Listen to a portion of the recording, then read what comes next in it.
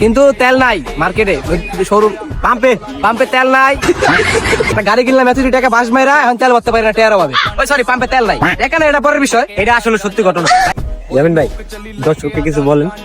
দর্শকে ধাক্কা ধাক্কি ঠেলা ঠেলি ধাক্কায় একটা গাড়ি কিনলাম এত টাকা বাস মাইরা, এখন তেল ভরতে পারি না, টেয়ার অভাবে। ওই সরি, পাম্পে তেল নাই। এখানে এটা পরের বিষয়, এটা আসলে সত্যি ঘটনা। ভাই আমরা জানি কই যাওয়া ছিলাম, তেলের লেগে যাইতে পারি নাই। চাঁদপুর চাঁদপুর চাঁদপুর সব দুই একটা ফাইটটা মেটে গেলে সমস্যা নাই। রাহানের উদ্দেশ্যে কিছু বলেন। বন্ধুর মন মানসিকতা খুবই ভালো। বন্ধু আমাদের বাবা বলক নষ্ট করছে। তুই বলক নষ্ট করে চুপ। বন্ধু আমাদেরকে দাওয়াত দিয়েছে, আমরা যাব, কিন্তু আমাদের স্কিলে কথার মাঝখানে দেওয়া ছোট ভাই কত কয় 10 টাকা দিছি বলক বানানোর লেগে। কিন্তু তেল নাই মার্কেটে, শোরুম পাম্পে পাম্পে তেল নাই। পাম্পওয়ালারা তেল দেয় না।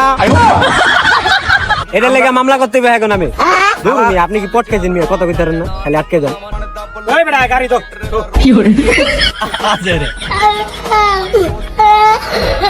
বলক শেষ, আজকের মতন এই পর্যন্ত শেষ।